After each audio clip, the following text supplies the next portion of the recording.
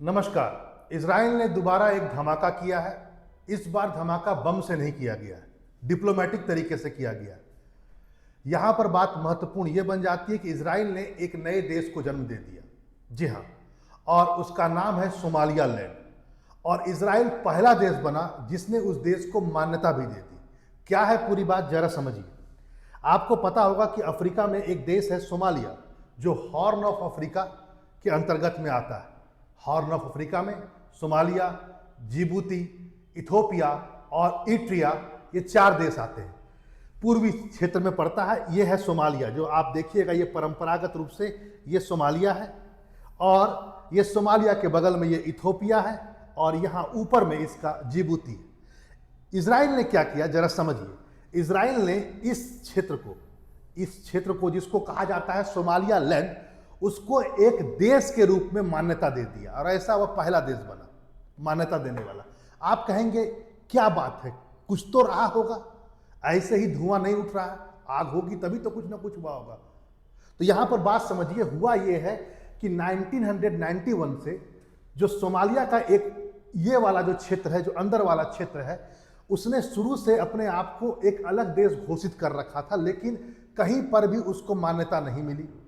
ना अफ्रीकी यूनियन उसको मान्यता देता है, न यूएनओ मान्यता थी। ठीक है, लेकिन 1991 में उन्होंने अपने आप को अलग कर दिया। यहां तक कि अलग करने के बाद इनकी अलग सरकार है, अलग मुद्रा है, अलग सेना है, लेकिन इसको मान्यता नहीं मिली थी। और इसी को एक नए देश के रूप में मान्यता किसने दे दी? इजराइल ने दे दी। क्या है पूरा बात, जरा और समझिए इस बात को। इजराइल ने क्या क्या कहा, जरा समझिए इस बात को। इजराइल ने कहा कि अब हम सोमालिया लैंड को कृषि, स्वास्थ्य, प्रौद्योगिकी और अर्थव्यवस्था के क्षेत्र में व्यापक सहयोग करेंगे और उससे अपने संबंध को इस्टेब्लिश करेंगे। ऐसा स्वतंत्र देश की मान्यता देने के बाद बेंजामिन नेतन्याहू ने एक्स पर पोस्ट करके अपना लिखा। वैसे इस बात को जानिए, वह यह भी है कि बेंजामिन नेतन्याहू ने इसकी घोषणा के बाद ट्रंप को भी कहीं ना कहीं अपने साथ मिला लिया या उनका समर्थन लेने का भी पूरा प्रयास किया।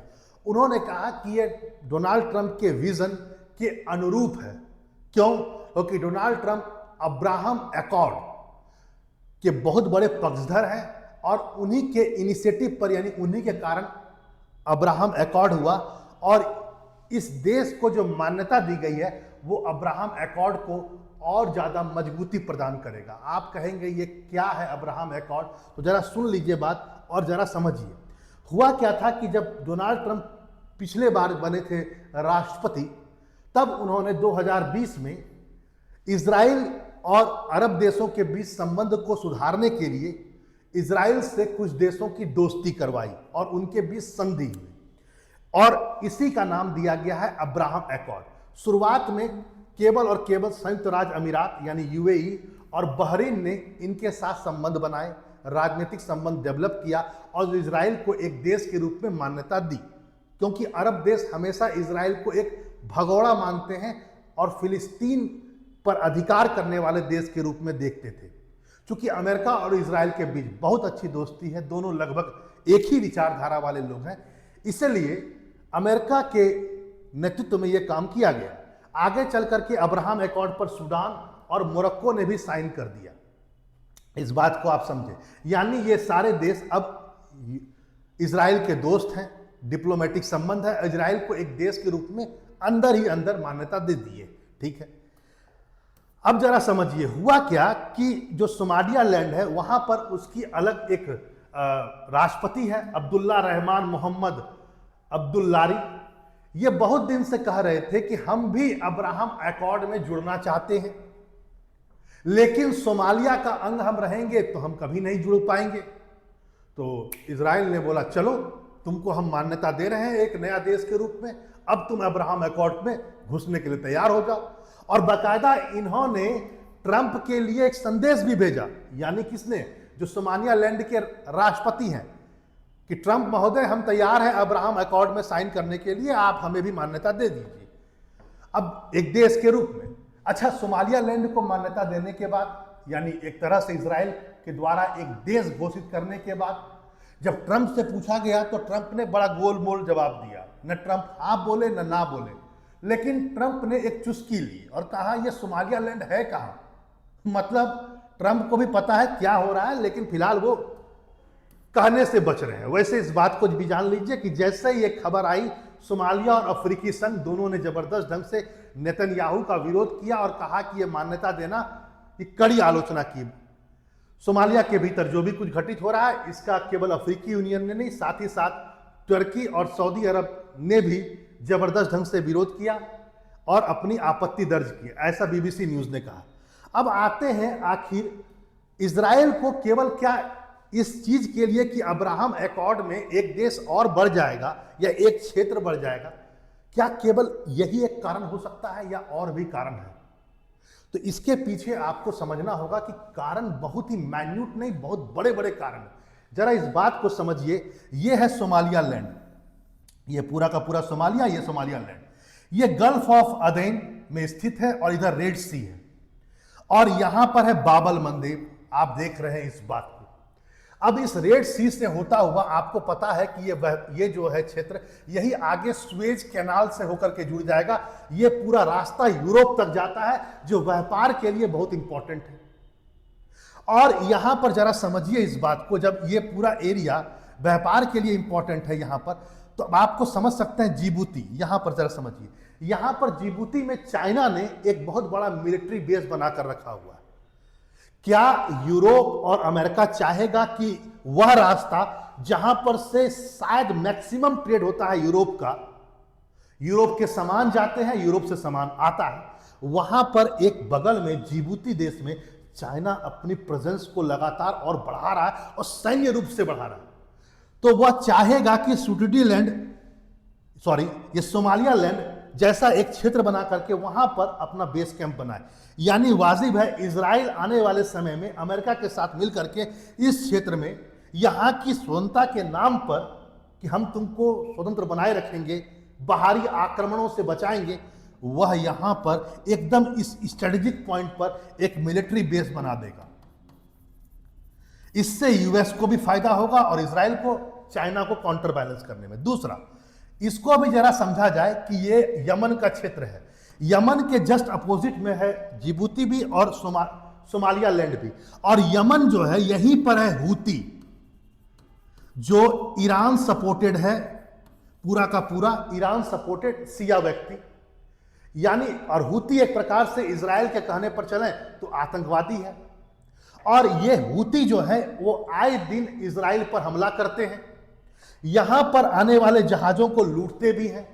तो हूती को बैलेंस करने के लिए, क्योंकि ईरान समर्थित गुट है जो इजराइल से लड़ना चाहता है और इजराइल से लड़ रहा है बाकायदा ये गुट, इजराइल भी इस पर बम गिरा चुका है, तो इनको बैलेंस करने के लिए और ईरान पर कंट्रोल करने के लिए भी वह इसका इस्तेमाल आने वाले समय में करेगा। कौन?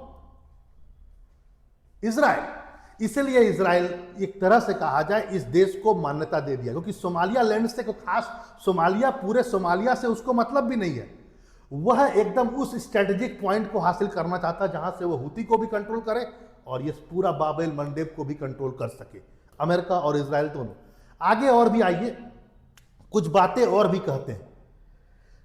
अभी हाल ही में इसकी घटना के बाद मिस्र के विदेश मंत्री ने भी जबरदस्त ढंग से फोन करना शुरू कर दिया। इस घोषणा के बाद सोमालिया को किया, टर्की को किया, जिबूती को किया और कहा कि हम इसका विरोध करते हैं। अलग अलग बातचीत की गई, सबने मिलकर यह कहा कि हम सोमालिया की संप्रभुता का सम्मान करते हैं। लेकिन सच्चाई यह है, क्या मिस्र और टर्की और जिबूती, क्या सबका विजन एक है? सच्चाई यह है कि इन लोगों में भी आपस में एकदम नहीं पटता है, केवल दिखावा के लिए ये लोग साथ में आए। देखिए मैं आपको बताता हूं, जरा समझिए। टर्की का एक बहुत पुराना एक थ्योरी है जिसको कहा जाता है ब्लू होमलैंड। इसको मावी भूमि के नाम से भी जाना जाता है। यह टर्की का एक अवधारणा है। मतलब कौन सी अवधारणा? टर्की ऑटोमन साम्राज्य, जो पुराना ऑटोमन साम्राज्य था, उसका अपने आप को उत्तराधिकारी मानता है टर्की। और टर्की चाहता है कि जो ऑटोमन साम्राज्य का जहां तक समुद्र पर प्रभुत्व था, यानी कंट्रोल था, वो सारा एरिया मेरा है और मेरा भी कंट्रोल उस पर रहेगा। क्यों? क्योंकि हम उत्तराधिकारी हैं ऑटोमन साम्राज्य के। और जैसे ही वो ये बात कहता है, ये ब्लू होमलैंड की जो थ्योरी, जिसको मावी थ्योरी भी कहा जाता है, इससे तो परेशान मिस्र भी है। क्योंकि जरा इसको समझिए, इस बात को जरा इस बात को समझिए, जब ये ब्लू लैंड की थ्योरी लेकर के आता है, इससे क्या होता है, यह इतने बड़े क्षेत्र को जो है इस पर अपना दावा कर देता है। इस दावा से परेशान केवल ग्रीस नहीं है, जिसके बहुत सारे द्वीप इसमें हैं, न कि इससे केवल साइप्रस परेशान है, क्योंकि साइप्रस भी उसके उसी लैंड में आता है जहां पर ये अपने आप को उत्तराधिकारी मानते हुए ऑटोमन साम्राज्य का कहता है इस पूरे क्षेत्र पर मेरा, समुद्र क्षेत्र पर मेरा कब्जा है। इससे परेशान यहां पर इजिप्ट भी है, क्योंकि इसका यह जो संकल्पना है, ये इजिप्ट के जो मैरीटाइम बाउंड्रीज है, यानी समुद्री सीमा है, उसको भी प्रभावित करता है। और इजिप्ट नहीं चाहता है, इसकी इस थ्योरी को पसंद नहीं करता है, और इजिप्ट इसको मानता है तुर्की का साम्राज्यवाद। यानी इजिप्ट और इनके बीच में भी कोई खास नहीं है, पड़ता नहीं है। और दूसरी तरफ जरा ये भी देखिए, इसको, इस पूरे चीज को पूरा करने के लिए इजिप्ट, टर्की ने लीबिया में इन क्षेत्र में कई सारे सैन्य ठिकाने बना रखे हैं। यहां पर टर्की के सैनिक हैं और यहां पर टर्की का बेस कैंप है। तो ये इसने पहले ही यहां पर इस ढंग से ब्लॉकेज कर दिया है। अब इस ब्लॉकेज से सब कोई परेशान होगा भाई, इजिप्ट भी परेशान होगा, साइप्रस भी परेशान होगा, और क्या इजराइल परेशान नहीं होगा? वो भी परेशान होगा। यानी टर्की जो अभी मिस्र बातचीत कर रहा है, सच्चाई यह है कि भीतर खाने मुस्लिम जगत एक नहीं है। आगे देखिए जरा, इस बात को और भी जरा और डीप में देखा जाए। टर्की का आगे बढ़ करके इस बात का विरोध करना, सबसे आगे टर्की अभी दिख रहा है, सोमालिया तो होगा ही, लेकिन टर्की भी बहुत आगे बढ़ रहा है। इसके पीछे बहुत सारे रीजन और भी हैं। एक तो आपको पता ही है कि हाँ, इजराइल और टर्की के बीच में जरा भी नहीं पट रहा है, क्योंकि टर्की जो वो हमास सपोर्टेड है, सबसे बड़ी बात। लेकिन एक घटना और भी हुई जिसने इजराइल और टर्की को बहुत दूर कर दिया, और अब इजराइल जो भी कर रहा है उसे टर्की विरोध कर रहा है। क्या कारण है जरा समझिए। कारण है, जब सीरिया में बशर अल असद की सरकार का पतन हो गया, तो उसके बाद टर्की ने क्या किया, वहां पर एक एयरबेस है जिसको बोला जाता है T4, ठीक है। अब इस T4 जो हवाई अड्डा है, जिसको एक तरह से कहा जाए, उसका एक अलग नाम भी है, मैं आपको उस नाम को बताऊंगा। हाँ, टियास एयरबेस। माना जाता है कि टर्की ने पूरा प्रयास किया कि बशर अल असद सरकार समाप्त होने के बाद, चूंकि वो शिया था, टर्की पूरा सुन्नी सपोर्टेड है, तो सीरिया में एक सुन्नी गवर्नमेंट आए। दूसरा पॉइंट, जो भी सुन्नी सरकार आए वह सीरिया को मजबूत करे, और इजराइल नहीं चाहता है कि एक मजबूत सीरिया उसके बगल में आकर खड़ा। ध्यान से समझिएगा। अब इसलिए सीरिया को मजबूत करने के लिए टर्की ने बोला चलो हम तुमको सहायता देते हैं। इस एयरबेस पर उसने कई अपने ड्रोन्स वगैरह जाकर तैनात किए। माना जाता है कि ये भी बात कही जा रही थी कि वह वहां पर S-400 जो रसिया से लिया है उसको भी डिप्लॉय कर देगा। जब ये खबर इजराइल को पता चली तो उसने यहां पर इस क्षेत्र में जबरदस्त बमबारी की और बोला कि ऐसी कोई भी चीज मुझे ईरान पर आक्रमण करने से रोकेगी या मुझे दिक्कत प्रदान करेगी। ये तो नहीं बोला इजराइल ने कि टर्की जो वहां प्रेजेंस बढ़ा रहा है या यहां पर टर्की जो आ रहा है इस कारण से मैंने किया। उसने कहा कि ये आगे चल करके ईरान के लिए फायदा करेगा, इसलिए मैं इसको उड़ा रहा हूं। तो कुल मिलाकर के इजराइल और टर्की के बीच में एकदम नहीं पट रहा है। उसके पीछे बहुत बड़ा कारण तो हमास है ही, लेकिन साथ साथ एक मेंटालिटी भी है। इजराइल चाहता है एक कमजोर सीरिया या एक टूटा हुआ सीरिया, जिसका आगे चल करके इजराइल उसमें जाकर के उस क्षेत्र को लेकर के अपने क्षेत्र को और विराल कर बड़ा करे, यानी कि एक बृहद इजराइल का निर्माण करे। वो तभी पॉसिबल है जब सीरिया का आप एरिया को लीजिएगा।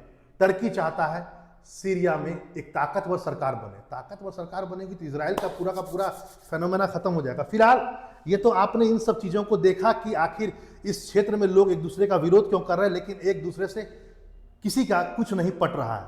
लेकिन फिलहाल यही बात है, सच्चाई यह है कि एक स्ट्रेटेजिक एडवांटेज मिलता हुआ नजर आ रहा है इजराइल और यूएस को सोमालिया लैंड के बनाने से। चलिए फिर मिलते हैं ऐसे इंफॉर्मेटिव वीडियो के साथ। नमस्कार।